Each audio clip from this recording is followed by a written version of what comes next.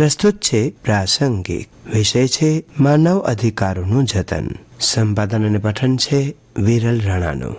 માનવ જે તક મેળવવા માટે સક્ષમ છે તે તક તેને મળે, ભયથી મુક્તિ મળે, તેના અધિકારો જૂટવાય તેવી મૂળભૂત આકાંક્ષાઓની જાળવણી માટે આજે એટલે કે 10મી ડિસેમ્બરને દર વર્ષે માનવ અધિકાર દિવસ તરીકે ઉજવવામાં આવે છે. દરેક માનવી પોતે મૂળભૂત રીતે જન્મની સાથે જે અધિકારો સાથે જન્મે છે અને જીવન પર્યંત જે અધિકારોને કોઈ પણ જાતની અડચણ વગર મુક્તિ રીતે ભોગવી શકે તેવા તમામ અધિકારોને માનવ અધિકારો ગણી શકાય. માનવી જન્મે છે, જીવે છે, પરંતુ પોતાનું જીવન જીજીવિષા સાથે જીવંતતાપૂર્ણ જીવી શકે તે માટે પ્રત્યેક માનવીના પોતાના અધિકારો જરૂરી પણ છે અને અનિવાર્ય પણ. માનવ અધિકાર શબ્દનો અર્થ સમજતા પહેલા અધિકાર શબ્દને સમજવું ખૂબ જ જરૂરી છે.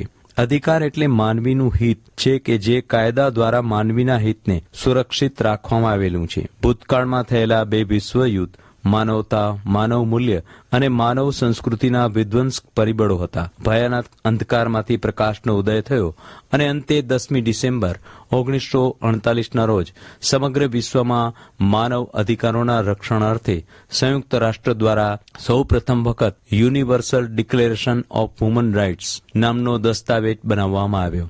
આ ઘોષણાપત્રમાં જણાવવામાં આવ્યું હતું કે તમામ માનવીઓ તેમના અધિકારો અને ગૌરવ બાબતમાં જન્મથી સમાન છે અને તમામને કોઈ પણ જાત, જાતિ, વર્ણ, ભાષા, ધર્મ, રાજકીય કે અન્ય વિચારો, રાષ્ટ્રીય કે સામાજિક મૂળ, મિલકત, જન્મ કે અન્ય કોઈ હોદ્દાના તફાવતો વિના તમામ અધિકારો અને સ્વતંત્રતાઓ પ્રાપ્ત થાય. બસ ત્યારથી જ 10મી ડિસેમ્બરને માનવ અધિકાર દિવસ તરીકે ઉજવવામાં આવે છે. દુનિયાના આશરે 120 દેશોએ માનવ અધિકાર દિવસની અનુમતિ આપી છે. ભારતમાં માનવ અધિકાર પંચની પ્રથમ વખત રચના 1993માં થઈ હતી. તેમજ ઓક્ટોબર 2004 સુધીમાં 14 જેટલા રાજ્યોમાં પણ રાજ્ય માનવ અધિકાર પંચની સ્થાપના કરવામાં આવી છે. આ વર્ષની વિષય વસ્તુ છે મારો અધિકાર મારું ભવિષ્ય. આ થીમ આપણને યાદ અપાવે છે કે માનવ અધિકારો ભવિષ્યના નિર્માણ વિશે છે. તમામ માનવ અધિકારો અવિભાજ્ય છે. આર્થિક, સામાજિક, નાગરિક, સાંસ્કૃતિક કે રાજકીય.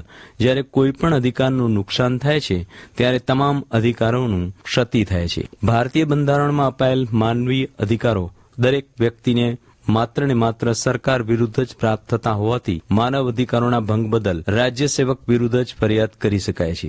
માનવ અધિકાર ભંગની ફરિયાદ વ્યક્તિ વિરુદ્ધ દાખલ કરી શકાતી નથી. માનવ અધિકારોના ભંગના કિસ્સાઓમાં કોર્ટમાં જ ફરિયાદ કરી શકાય છે. પરંતુ તેના સિવાય પણ જેમ કે રાષ્ટ્રીય માનવ અધિકાર આયોગ તેમજ રાજ્ય માનવ અધિકાર આયોગ સમક્ષ પણ લેખિત ફરિયાદ કરીને પણ આગળની જરૂરી કાર્યવાહી કરી શકાય છે. આ ઉપરાંત મહિલાઓ પોતાના માનવ અધિકાર ભંગની ફરિયાદ રાષ્ટ્રીય મહિલા આયોગ અને રાજ્ય મહિલા આયોગને પોતાની ફરિયાદો કરી શકે છે.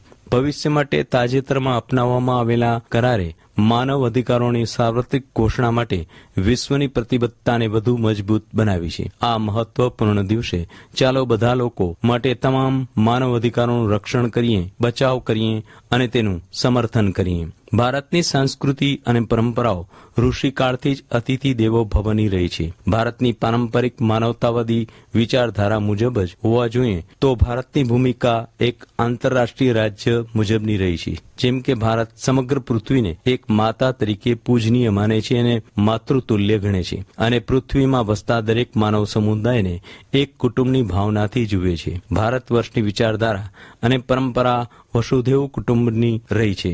ઇતિહાસ સાક્ષી છે કે ભારતે વિશ્વના કોઈ પણ તરછોડાયેલા માનવીને પોતાના જ ગણી રક્ષણ તેમજ આશરો આપેલ છે અને તેઓના જીવન જીવવાના અને સ્વતંત્રતાના અધિકારોનું જતન અને રક્ષણ કરેલ છે.